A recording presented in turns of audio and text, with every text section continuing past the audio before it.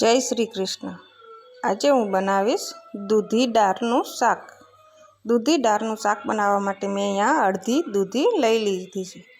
આશરે 200 ગ્રામ જેટલી હશે। હવે તેને છોલીને સરસ રીતે ધોઈને તેને આપણે ઝીણી સમારી લઈશું। સમાર્યા પછી હવે તેનો વઘાર આપણે કરીશું। મેં અહીંયા ચણાની દાળ 1 વાટકી લીધી છે। તેને મેં 1 થી 1.5 કલાક માટે પલાળવા મૂકી દીધી હતી। હવે અહીંયા તેલ ગરમ કરવા માટે મેં 1 ચમચો તેલ ગરમ મૂક્યું છે।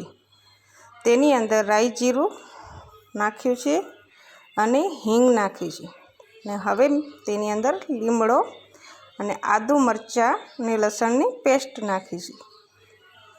હવે તેને આપણે સરસ રીતે હલવીને તેની અંદર આપણે દૂધી ઉમેરીશું। આની અંદર તમે ઈચ્છો તો ડુંગળી પણ નાખી શકો। અમે ડુંગળી નથી નાખતા, ના કે ડુંગળીનો પણ વઘાર કરી શકો છો તમે। હવે આની અંદર ટમેટાં 1 ટમેટું ઝીણું સમારીને નાખ્યું છે અને મીઠું સ્વાદ પ્રમાણે, હળદર, ધાણા જીરું પાવડર 1 ચમચી, લાલ મરચું 2 ચમચી। તમે તીખું જે પ્રમાણે ખાતા હો એ પ્રમાણે જ તીખાશ નાખવાનું। હવે મેં અહીંયા 1 વાટકી ચણાની દાળ ઉમેરી છે। હવે તેને સરસ રીતે આપણે હલવી લઈશું।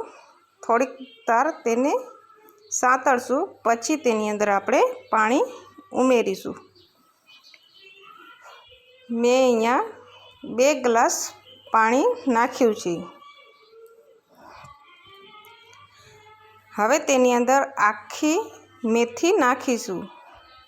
આખી મેથી નાખવાથી તેનો સ્વાદ ખૂબ જ સરસ આવે છે અને અડધી ચમચી ગરમ મસાલો નાખ્યો છે।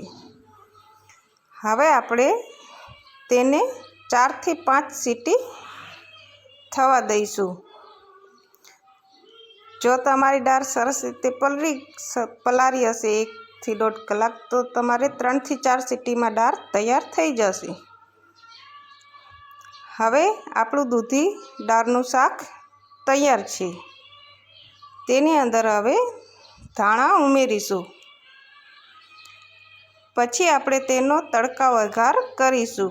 તડકા વઘાર માટે મેં અહીંયા તેલ ગરમ મૂક્યું છે, લાલ મરચું અને તમાલપત્તા અને માથેથી સૂકું લાલ મરચું નાખીને વઘાર કર્યો છે તડકા। હવે આપણી દૂધી દાળનું શાક તૈયાર છે। મારા વિડીયોને લાઈક, શેર અને સબસ્ક્રાઈબ કરી આપજો। બેલ આઇકનને પણ દબાવી દેજો તો તમને નવા વિડીયા મળતા રહે।